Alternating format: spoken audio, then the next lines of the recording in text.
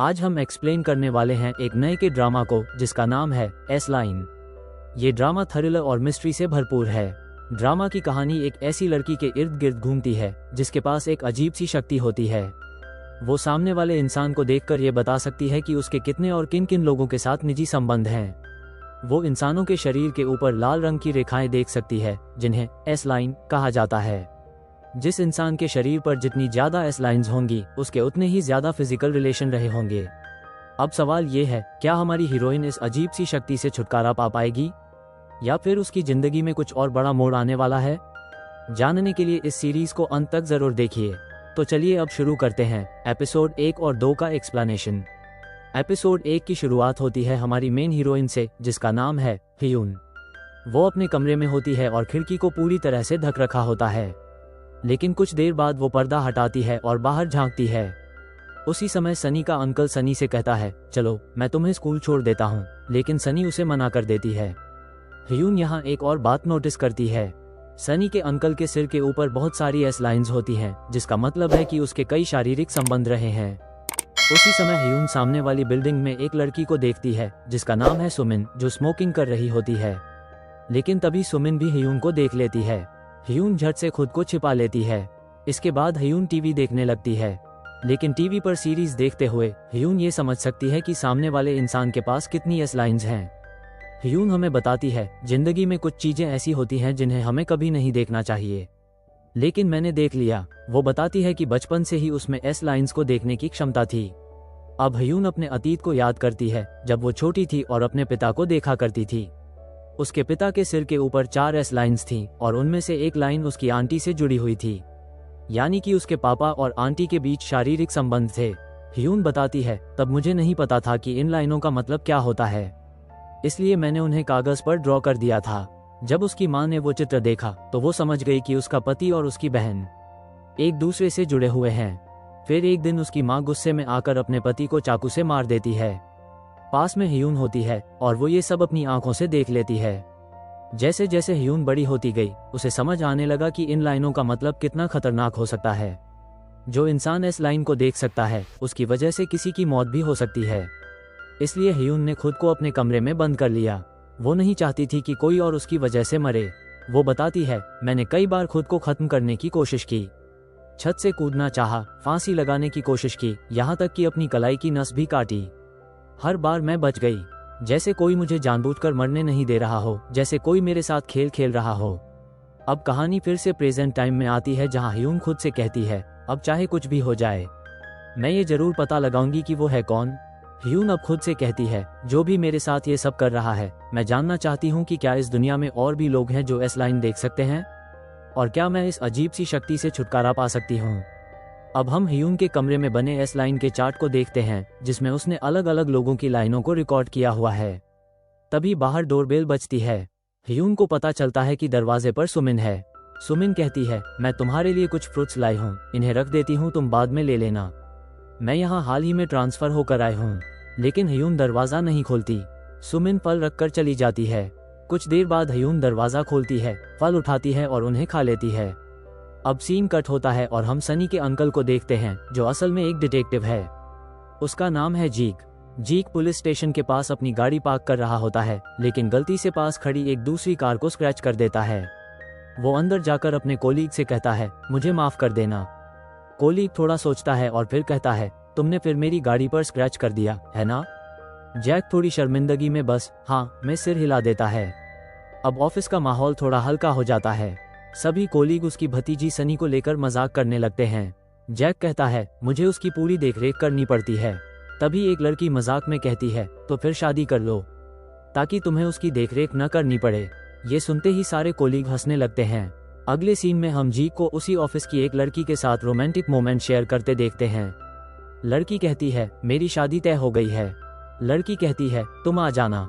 लेकिन जीक जवाब देता है, मैं क्यों आऊं? लड़की मुस्कुराते हुए कहती है, क्योंकि तुम मेरे कोलीग हो। अब सीन कट होता है और हम सनी को देखते हैं जो अपने स्कूल की छत पर होती है।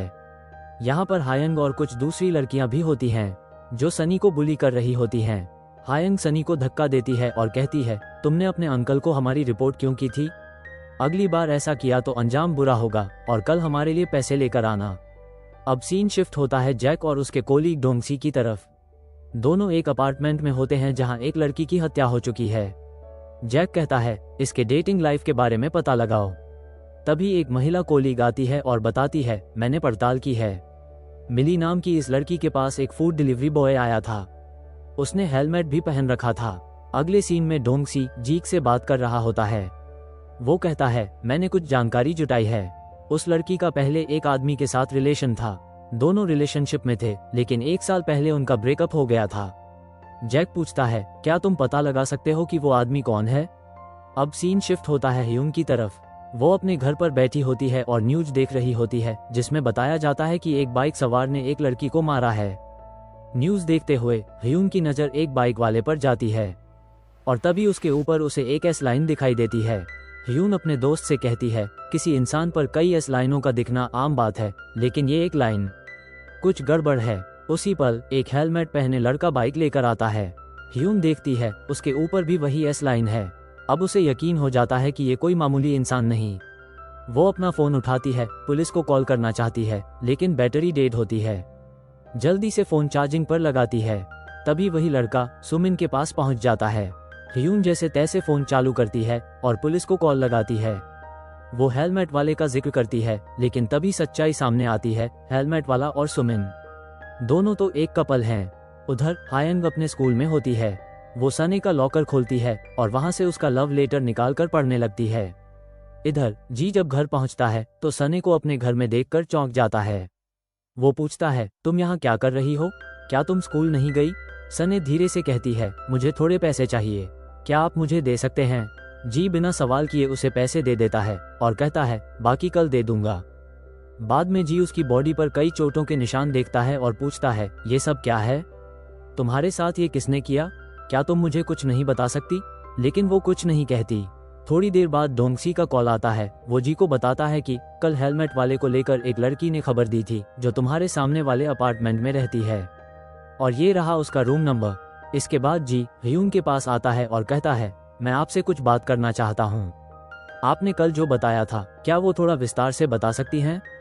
मैं पुलिस वाला हूँ। लेकिन ह्यून पहले दरवाजा नहीं खोलती क्योंकि उसे जी की बॉडी पर कई असलाइंस दिखाई देती हैं। पर कुछ देर बाद वो थोड़ा सा दरवाजा खोलती है और कहती है कल शायद मुझसे गलती हो गई थी, मुझे लगा कि वो हेलमेट वाला सुमिन को मारने आया है जो उसी बिल्डिंग में रहती है, लेकिन बाद में पता चला कि वो तो उसका बॉयफ्रेंड था। जी ह्यून को देखता है और कहता है तुम तो स्टूडेंट लगती हो, क्या तुम स्कूल नहीं जाती, तुम्हारे पेरेंट्स तुम्हारे लिए परेशान होंगे। लेकिन ह्यून उसकी बातों को नजरअंदाज कर दरवाजा बंद कर देती है। हालांकि ये सब होने से पहले हम देखते हैं कि जब जी दरवाजा खटखटा रहा था तो ऊपर से एक आदमी आता है और कहता है ये लड़की कभी दरवाजा नहीं खोलती, किसी से बात भी नहीं करती, ये लड़की आज तक अपने रूम से बाहर नहीं निकली। रात के वक्त हम ह्यून को उसके घर में रोते हुए देखते हैं, लेकिन तभी उसे एहसास होता है कि ऊपर से कोई बाइक वाला नीचे आ रहा है। वो उसे एक छोटे से होल से झांक कर देखती है, लेकिन बाइक वाला भी नोटिस कर लेता है कि कोई उसे देख रहा है। उसे साफ समझ आ जाता है कि ह्यून उसे देख रही थी। अब सीन कट होता है सनहे की तरफ। वो एक महिला का पर्स चुराने की कोशिश करती है क्योंकि उसे पैसों की सख्त जरूरत होती है, लेकिन आखिरी वक्त पर वो खुद को रोक लेती है। असल में सनहे ऐसा इसलिए कर रही थी क्योंकि हायंग ने उसे मैसेज किया था कल तक मेरे पैसे लेकर आ जाना। अब कहानी दोबारा डोंगसी की तरफ शिफ्ट होती है। वो जग से बात कर रहा होता है और कहता है मैंने उस लड़की के बॉयफ्रेंड के बारे में पता किया है। वो पहले एक स्कूल में टीचर था, उसका नाम है जंग मिन। डोंगसी उसे एक फोटो दिखाता है। जग फोटो को देखकर चौंक जाता है और कहता है ये तो वही आदमी है जिसे मैंने उस अपार्टमेंट में देखा था। इसी ने कहा था कि वो लड़की कभी बाहर नहीं निकलती, वो बस रूम के अंदर ही रहती है।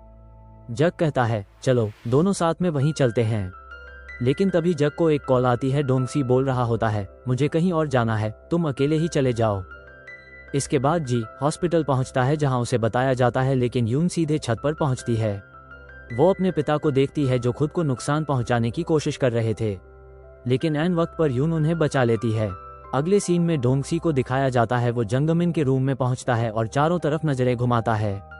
उसे वहां कुछ अजीब सा महसूस होता है तो वो तुरंत जग को कॉल करता है और कहता है यहाँ कुछ गड़बड़ लग रही है। जग पूछता है क्या मतलब है तुम्हारा अजीब से। तभी वहां पास ही जंगमिन छुपा होता है जो अचानक डोंगसी पर हमला कर देता है और फिर उसे बांध देता है। इसके बाद जंगमिन हेलमेट पहनकर सुमिन के पास जाने निकल पड़ता है। इसी दौरान यून उसे देख लेती है। वो तुरंत पुलिस को कॉल करना चाहती है, लेकिन उसके फ़ोन की बैटरी खत्म हो चुकी होती है। फिर वो हिम्मत जुटाकर एक चाकू उठाती है और कई सालों बाद पहली बार अपने घर से बाहर निकलती है। गिरती पड़ती वो जैसे तैसे बाहर आती है। इसका चश्मा नीचे गिर जाता है और वो बेहोश हो जाती है। उसे अपनी माँ नजर आती है, जो असल में उसकी इमेजिनेशन होती है। वो माँ उसके हाथ को थामे होती है। दूसरी तरफ जंगमिन सुमिन के पास पहुंच चुका होता है। वो उसके सिर पर कई एस लाइन की निशानियां देखता है और फिर उस पर हमला कर देता है। जंगमिन सुमिन को मारने ही वाला होता है, लेकिन तभी वहां हायन पहुंचती है। वो जोर से चिल्लाती है और उसे ऐसा करने से रोकती है। जंगमिन उसके पास आता है और कहता है, क्या तुम सच में इस चाकू से मुझे मारने वाली हो? लेकिन देखो, तुम तो पहले से कांप रही हो, तुम ये कर ही नहीं पाओगी। फिर वो अचानक हायन पर हमला कर देता है और चाकू मार देता है। इसी दौरान जियोक भी वहां पहुंच जाता है। वो सबसे पहले हायन के कमरे में आता है, क्योंकि वहां का दरवाजा खुला होता है। वो वहां दीवार पर बनी एस लाइन की सारी डिटेल्स और चार्ट देखता है। तभी उसे पास की बिल्डिंग से किसी की चीख सुनाई देती है। वो खिड़की से झांक कर देखता है कि सुमिन है और जंगमिन उसे बेरहमी से मार रहा होता है। हायन उस वक्त होश में नहीं होती क्योंकि उसे चाकू लगा होता है, लेकिन हमें पता है कि वो इतनी आसानी से मर नहीं सकती। कुछ देर बाद हायन को होश आता है और वो लड़खड़ाते हुए जंगमिन के पास पहुंचती है। वो उसके पैर में चाकू मार देती है। जंगमिन दर्द से चिल्ला उठता है। फिर वो हायन को जान से मारने ही वाला था, लेकिन उसी वक्त जैक भी वहां पहुंच जाता है। वो ये सब अपनी आंखों से देखता है और बिना वक्त गंवाए सीधे गोली चला देता है। गोली लगते ही जंगमिन की मौत हो जाती है। हालांकि मरते वक्त जंगमिन कह रहा होता है, अब ये सारी लाइनें गायब हो रही हैं। अगले सीन में पुलिस और एम्बुलेंस आ जाती है। यून वहां खड़ी जंगमिन को देख रही होती है। वो अपने मन में सोचती है, क्या ये भी असली में उन लाइनों को देख सकता था? लेकिन कैसे? क्या ये उसके चश्मे की वजह से था? उसी वक्त जियोक आता है। वो ह्यून को उसका गिरा हुआ सनग्लास लौटाता है और नर्म लहजे में पूछता है, क्या तुम ठीक हो? क्या तुम्हें अस्पताल जाने की जरूरत है? ह्यून सिर हिलाकर मना कर देती है। तभी वहां सूने आ जाती है।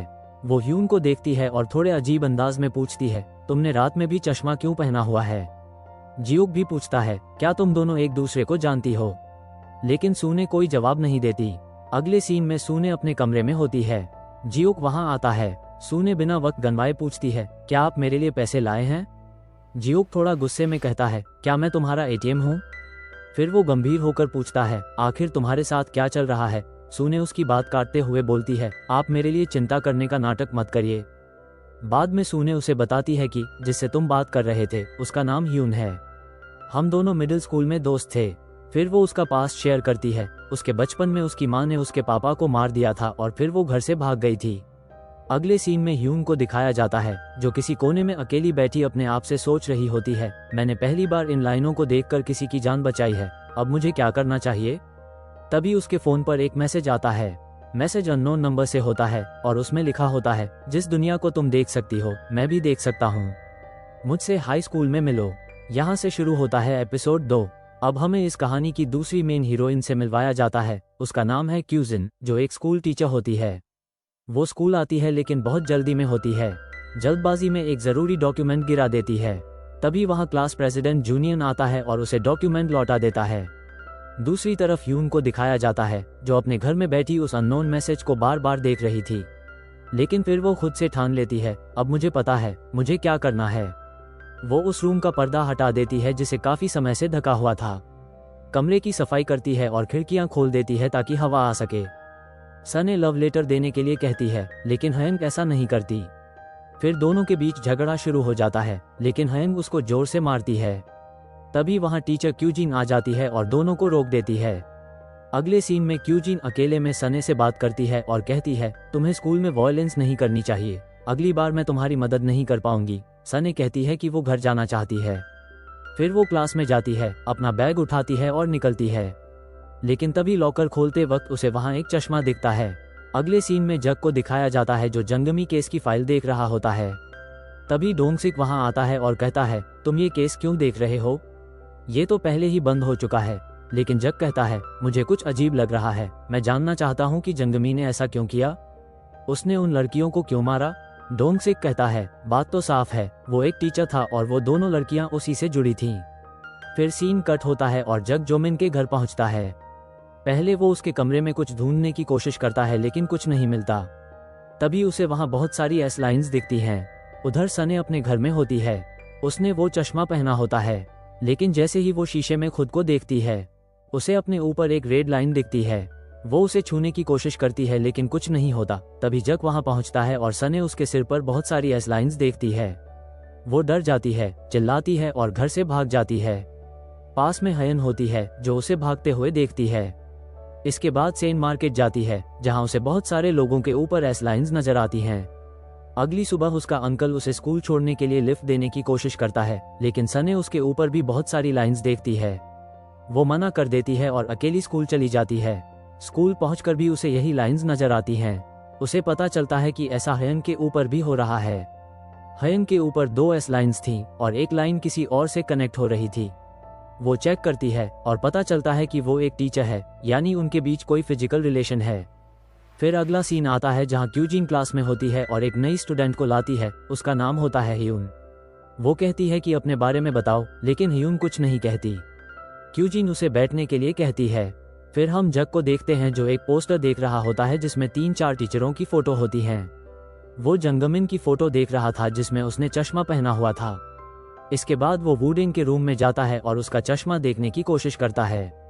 यहाँ पर असली ट्विस्ट आता है। जब सने के स्कूल में आता है तो वो सीधे क्यूजिन से मिलता है। क्यूजिन उसे देखकर चौंक जाती है और कहती है, क्या आप सने के पिता हैं? आप तो काफी जवान लगते हैं। इस पर जग मुस्कुरा कर कहता है, नहीं, मैं उसका चाचा हूँ। इसके बाद दोनों बैठकर बात करते हैं। क्यूजिन कहती है, आजकल सने का बिहेवियर कुछ अजीब हो गया है, उसके साथ कुछ तो गड़बड़ है। जग कुछ पल के लिए चुप हो जाता है, फिर धीमे से कहता है, मुझे माफ कर दीजिए, मैंने उसकी परवरिश पर उतना ध्यान नहीं दिया। लेकिन आज मैं सने के लिए यहाँ नहीं आया हूँ, मैं यहाँ जंगमिन के लिए आया हूँ। अब सीन और भी रहस्यमय हो जाता है।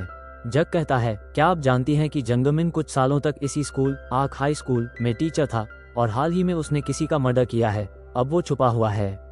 क्या आपने उसे कभी चश्मा पहने देखा है? क्यूजिन थोड़ा सोचती है लेकिन फिर मना कर देती है। उधर हयंग स्कूल की छत पर होती है, गुस्से में भरी हुई। वो सने को थप्पड़ मारती है। सने का चश्मा नीचे गिर जाता है। वो चश्मा उठाती है और हयंग से कहती है, मैं तुम्हें पैसे नहीं दूंगी। हयंग चिढ़कर कहती है, क्या हुआ, तुम्हें शर्म महसूस हो रही है? लेकिन सने उसकी आंखों में देखकर कहती है, नहीं, वो तो तुम्हें महसूस होगी। तभी अचानक हयन वहां आ जाती है और हयन को रोकने की कोशिश करती है। हयन दोनों को देखती है और कहती है, ओह, तो तुम दोनों अब साथ हो। फिर वो और भी गुस्से में आकर हयन पर हमला कर देती है। उसे पकड़कर नीचे गिराने ही वाली होती है हयन। जैसे ही हयन को हयन पर गिरते हुए देखती है, वो उसकी टाई पकड़ लेती है। हयन की आंखों में डर नहीं, एक इरादा होता है। वो कहती है, चलो दोनों साथ गिरते हैं, हम दोनों साथ में मरेंगे। हयन हैरान रह जाती है। हयन अपनी पूरी ताकत से उसे नीचे खींचने की कोशिश कर रही होती है, क्योंकि हयन को पता होता है कि अगर वो गिरी हयन तो बच नहीं पाएगी, लेकिन वो खुद शायद बच जाएगी। हयन डर के मारे चिल्ला पड़ती है, तू पागल हो गई है क्या? ये सब क्यों कर रही है? हयन की आंखों में आंसू हैं। वो चीखती है, मुझसे वादा करो कि आगे से तुम सने को कभी परेशान नहीं करोगी। कुछ देर की खामोशी और फिर हयन भी थककर कहती है, ठीक है, ठीक है, मैं वादा करती हूँ। तभी हयन की टाई छोड़ देती है। हयन चुपचाप वहां से चली जाती है। उधर सने हयन से कहती है, तू बीच में क्यों आए? मैंने खुद सॉल्व कर लेती, आगे से ऐसा मत करना। फिर दोनों वहां से साथ साथ निकलते हैं। दूसरी तरफ जग भी स्कूल से जाने वाला होता है। क्यूजिन उसे कहती है, क्लास अब खत्म हो गई है, तुम चाहो तो सने से मिलकर जा सकते हो। लेकिन जग बस मुस्कुराता है और मना कर देता है। फिर वो जाते जाते एक नजर क्यूजिन पर डालता है और कहता है, तुम्हारा ऊपर का बटन खुला हुआ है। थोड़ी देर बाद क्यूजिन अपने शर्ट का बटन ठीक कर लेती है। उधर जी अब स्कूल से बाहर निकल रहा होता है, लेकिन तभी सने उसे देख लेती है और पूछती है, तू यहाँ क्या कर रहा है? जी थोड़ा घबरा जाता है, लेकिन फिर कहता है, मैं बस एक बार फिर उस कमरे में गया था, मुझे जंग के बारे में कुछ पता करना था। फ्लैशबैक में दिखाया जाता है, एक आदमी बता रहा होता है, हाँ, मैंने उसे यहीं देखा था। वो यहाँ आता था और कुछ संख्याएं गिनता रहता था, जैसे 1, 2, 3, जैसे कोई नशे में हो। उसने चश्मे भी पहने हुए थे। जी ये सब बातें अपनी डायरी में नोट करता जा रहा था। वहीं पास में एक लड़की खड़ी होती है। वो उसकी डायरी देखती है और मुस्कुरा कर कहती है, वाओ, तुम तो कमाल के लिखते हो। इसके बाद वो लड़की जी का हाथ पकड़कर उसे ऊपर ले जाती है। मकसद होता है नजदीक आना। जी थोड़ा असहज महसूस करता है और मजाक में कहता है, मुझे नहीं पता था कि कोई डायरी से भी इम्प्रेस हो सकता है। सने एक अजीब सी बेचैनी में किसी का पीछा कर रही होती है और सामने से हायंग अपने टीचर के साथ एक मॉल के बाहर दिखती है। वो दोनों वहां गले मिलते हैं, लेकिन तभी सने चुपचाप उन दोनों की तस्वीर क्लिक कर लेती है। अब अगले सीन में दिखता है हायंग जब रूम में पहुंचती है तो उसे पता चलता है कि सने ने उसे वही तस्वीर भेज दी है। हायंग गुस्से में जवाब देती है, इससे क्या होगा, मुझे फर्क नहीं पड़ता, मैं तो अंडरएज हूँ, जो होगा उस टीचर के साथ होगा। अगले सीन में वही टीचर काम कर रहा होता है, तभी सने उसे फोटो भेज देती है, साथ ही एक मैसेज, 20 मिलियन वोन चाहिए। उसी वक्त क्यूजीन भी आती है और पूछती है, क्या आप क्लास में नहीं आ रहे। अब सने अपने घर पहुंचती है। ह्यूनन से कहती है, अगर मुझे 20 मिलियन मिल जाएं, तो क्या हम नया घर ले सकते हैं। ह्यूनन हैरान हो जाती है, तुम जाने वाली हो। सने कहती है, अंकल कोई फैमिली नहीं होता, उन्हें मेरी कोई परवाह नहीं। अगले सीन में हायंग और उसका टीचर मैदान में बात कर रहे होते हैं। टीचर गुस्से में होता है। हायंग कहती है, मुझे पता है कि यह फोटो किसने भेजी, वो मेरी क्लास की सने है, मुझे कुछ नहीं होगा, मैं तो विक्टिम हूँ। टीचर चिल्ला उठता है, तुम खुद को विक्टिम कह रही हो। अब एक और टीचर उस ऑफिस में आता है जहां उन दोनों की तस्वीरें रखी होती हैं। टीचर हैरान रह जाता है। दूसरी तरफ सने चश्मा लगाकर फुल एंजॉय कर रही होती है, सामने दिखाई देती है हर किसी के ऊपर रेड लाइन। उसी वक्त ह्यून आती है और कहती है, तुम्हारी आंखें ठीक है तो ये चश्मा क्यों। सने जवाब देती है, मुझे नहीं पता, ये लॉकर में मिला था। ह्यून एकदम गंभीर हो जाती है, जिस अपार्टमेंट में एक लड़की की मौत हुई थी वहीं ये चश्मा पहना गया था, ये खतरनाक है। सने कहती है, तो मैं क्या करूं, अब ये मेरा है। अगली रात सने ह्यून से पूछती है, इस अस लाइन से छुटकारा कैसे मिलेगा। ह्यून कहती है, मुझे नहीं पता, लेकिन सने कहती है, शायद किसी एक को मरना होगा तभी ये खत्म होगा। अब कहानी पहुंचती है क्लाइमैक्स पर। टीचर, जो बहुत डर गया था, अब सने को स्कूल की छत पर बुलाता है। सने सोचती है सब पैसे मिलने वाले हैं, लेकिन टीचर कहता है, मेरे पास फैमिली है, बच्चे हैं, प्लीज फोटो लीक मत करो।